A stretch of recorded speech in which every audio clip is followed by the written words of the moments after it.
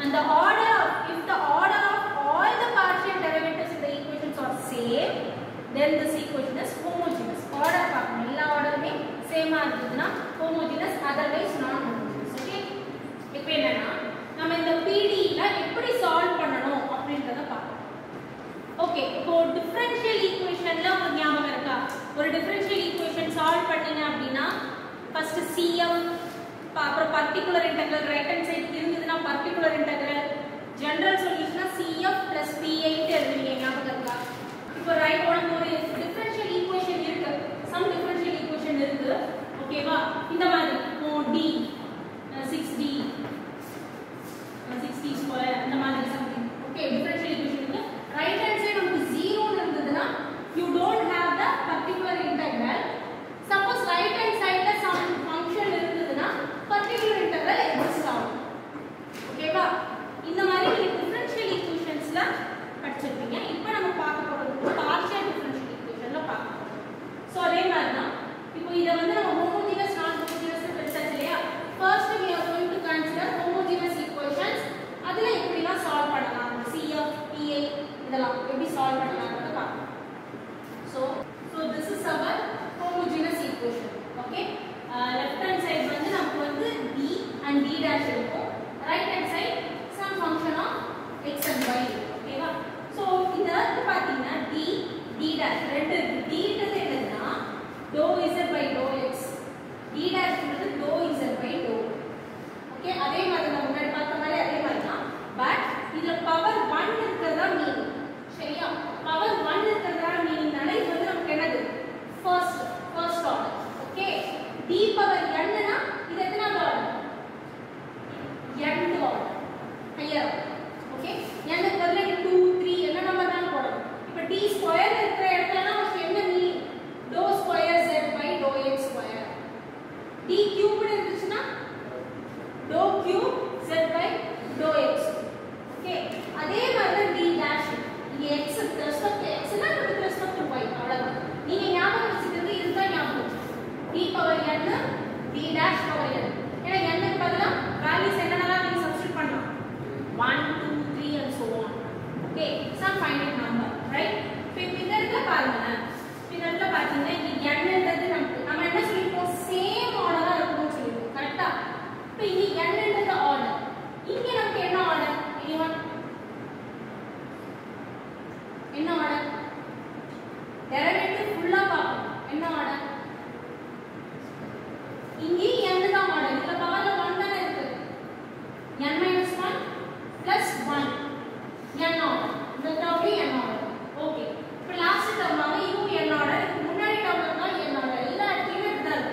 இந்த d உடைய power வந்து டிக்ரீஸ் ஆயிட்டே இருக்கும், d dash ஓட பவர் வந்து இன்கிரீஸ் ஆயிட்டே இருக்கும், அவ்வளவுதான். so that உங்களுக்கு பவர் வந்து equalizes தான் ஆகும். so it is of the same order தான் நமக்கு புரியுதா? இப்போ இதுக்கு அடுத்த டேர்ம் என்னவா இருக்கும்? இதுக்கு அடுத்த term a2 d power n - 2, அதுக்கப்புறம் d dash பவர் 2. இப்போ n - 2 + 2 என்ன பவர்? n. அப்ப ஆர்டர் நம்ம பார்க்கிறதுக்காக வேற ஒண்ணும் இல்ல, அது எல்லாத்துக்குமே நம்ம சேம் ஆர்டர் தான் அப்படினு சொல்றோம். so this equation is of the same order. so இந்த equation நமக்கு என்ன டைப்? homogeneous. ஓகேவா? இப்போ நான் homogeneous இருந்தா நமக்கு இந்த மாதிரி சேம் ஆர்டரா இருக்காது, டிஃபர் ஆகும். நமக்கு சேமா இருக்கிறதுனால இது homogeneous டைப். so இந்த ஃபங்க்ஷனை தான் இப்படி எழுதிருக்காங்க. ஏன்னா இந்த ஃபுல்லா நமக்கு என்ன இருக்கு? கான்ஸ்டன்ட் கோஎஃபிஷியன்ட்ஸ் இருக்கு. இதெல்லாம் என்ன கோஎஃபிஷியன்ட்ஸ்? கான்ஸ்டன்ட்ஸ். கோஎஃபிஷியன்ட்ஸ்னா இந்த மாதிரி கூட வருதுன்னா கோஎஃபிஷியன்ட்ஸ், கான்ஸ்டன்ட் கோஎஃபிஷியன்ட்ஸ் with என்னென்ன function? f of d, d dash. எல்லாமே d, d dash தான். வேற x y அங்க ஒண்ணுமே கிடையாது. ஓகே, வெளியில இது மொத்தமா நம்ம ஒரு பிராக்கெட் போட்டு z. so f of d, d dash into z, right, equal to அந்த side some function of x and right hand side. Okay, இப்போ இத எப்படி சால்வ் பண்ணலாம்? homogeneous equation எப்படி சால்வ் பண்ணலாம், ஜெனரல் சொல்யூஷன் கண்டுபிடிக்கலாம் அப்படின்றத பார்ப்போம். right, so first we have to find the CF, right? அப்ப CF நம்ம கண்டுபிடிக்கணும்னா நமக்கு ஈக்குவேஷன் என்ன மாதிரி இருக்கும்?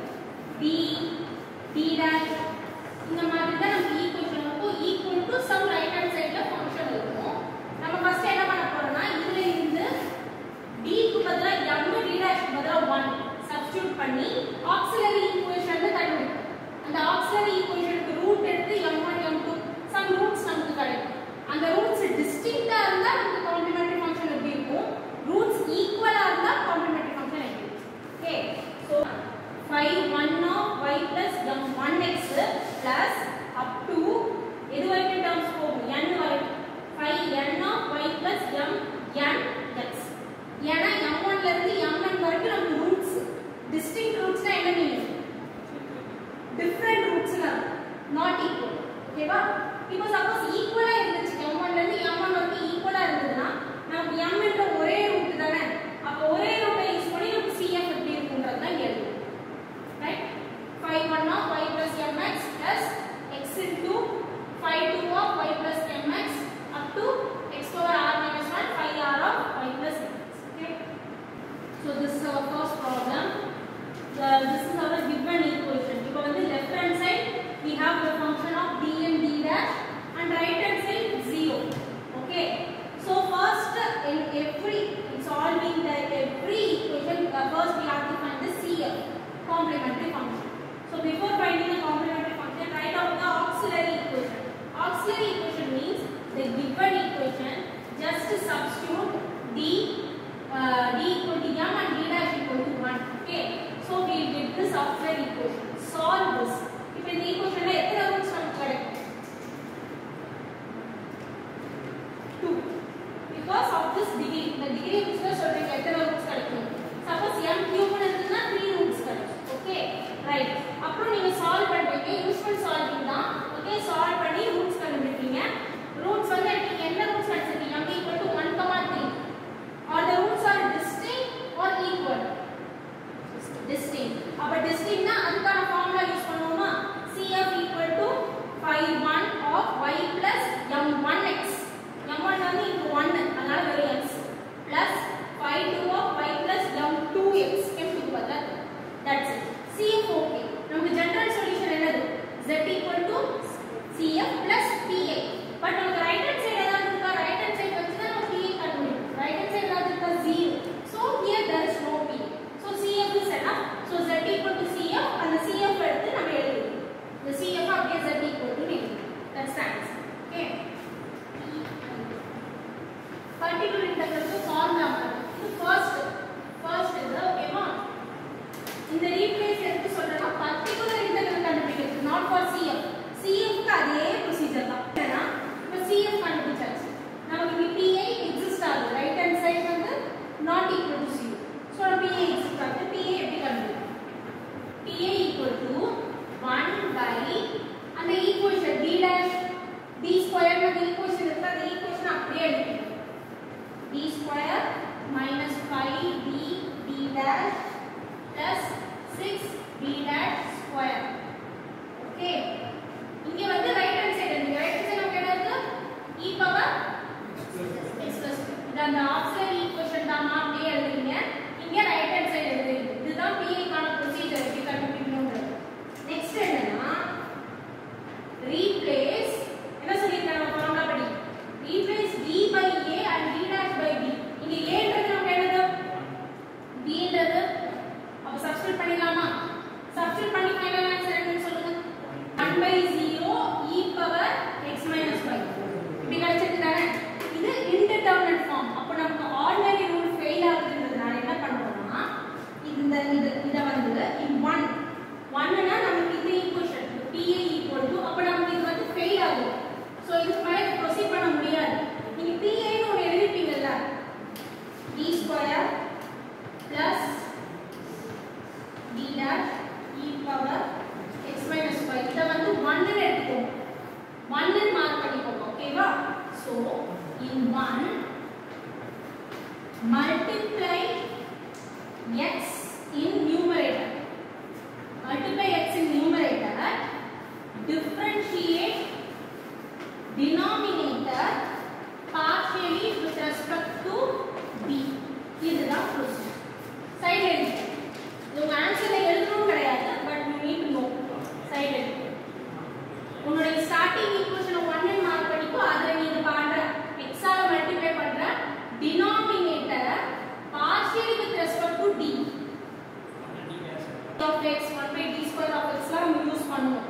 அதுக்கு என்ன மீனிங்ன்றது just integration தான் 1 by d of x னா integration of x 1 by d square of x னா integration of x square by 2 அப்படிங்கற மாதிரி தான் இந்த ஃபார்முலா ஃபுல்லா ஓகே சப்போஸ் x இல்லாம just நம்ம கான்ஸ்டன்ட் 1 அப்படி இருந்தது அப்படினா அப்பவும் நமக்கு இன்டகிரேட் பண்றதுக்கு தெரியும் ஓகேவா இப்போ இந்த ப்ராப்ளம் எழுதிக்கோங்க சால்வ் next RHS ஓகேவா x power r into y power s solve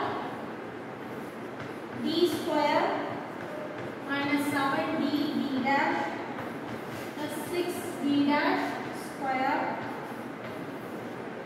equal to x by so 1 minus x power minus 1 equal to 1 plus x square plus up to so what I think Maclaurin series படிச்சிருப்பீங்க தானே அந்த series formula தான் இப்போ நம்ம use பண்ண போறோம் ஓகேவா so 1 minus x power minus 1 x இருக்கிற இடத்துல நமக்கு என்ன டேர்ம் இருக்கு இந்த டேர்ம் ஓகேவா அப்ப நம்ம எப்படி எழுதிக்கலாம் நெக்ஸ்ட் ஸ்டெப்பா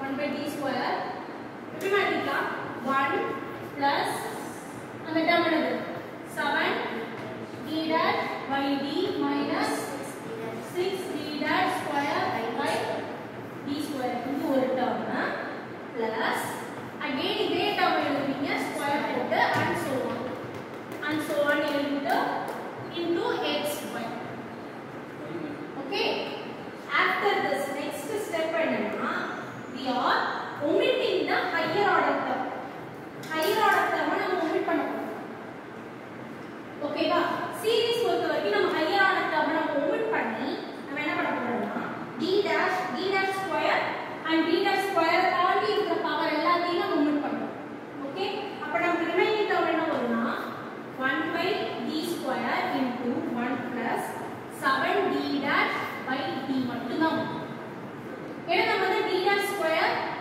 and then அதுக்கு மேல இருக்கிற டேர்ம் எல்லாத்தையும் நம்ம omit பண்ணிட்டோம் ஓகேவா சரி எதுக்காக omit பண்றோம்ன்ற क्वेश्चन பாருங்க இப்போ சில நம்பருக்கு வந்து நம்ம ஸ்கொயர் போட்டுறதோட வெச்சுக்கோங்களேன் ஸ்கொயர் பவர் 3 பவர் 4 னு போட்டா அதோட வேல்யூ ரொம்பவே டிக்ரீஸ் ஆகும் ஓகே ஃபார் எக்ஸாம்பிள் இப்போ 0.01 ஸ்கொயர் என்ன வேல்யூ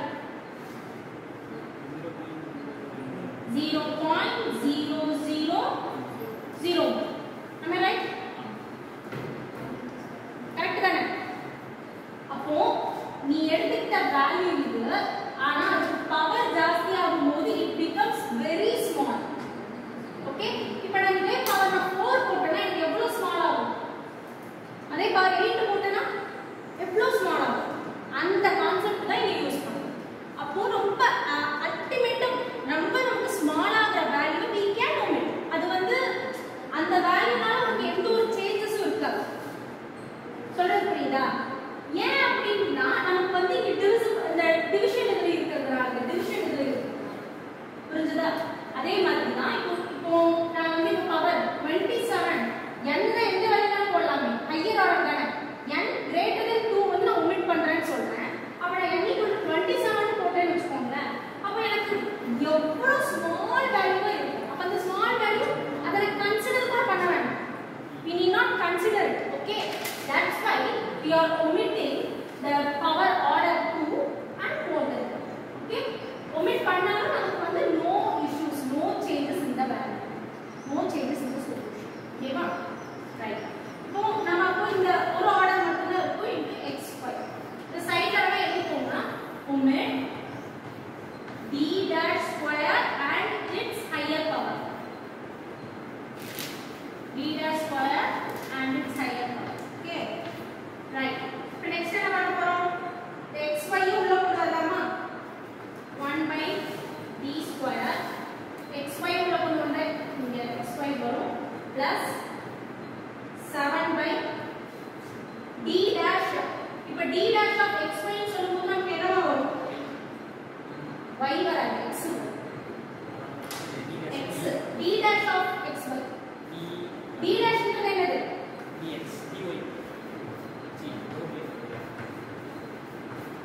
ஓகே அதனால d dash of xy வந்து நமக்கு என்னது x தான் y நமக்கு இதுவாயிரும் டிஃபரன்ஷியேட் பண்ணிருக்கோம் சோ இது ஒரு constant so x 7x divided by t t1 t2 ரெண்டு மாடலும் previous two sums தெரியும் அத தான் நீங்க யூஸ் பண்ணணும் ஃபர்ஸ்ட் நம்ம எழுதிட்டோம் b ஸ்கொயர் க்கு பதிலா -a² b ஸ்கொயர் இந்த a நமக்கு என்னதுன்னா 1 b -1 சோ அதை யூஸ் பண்ணி நம்ம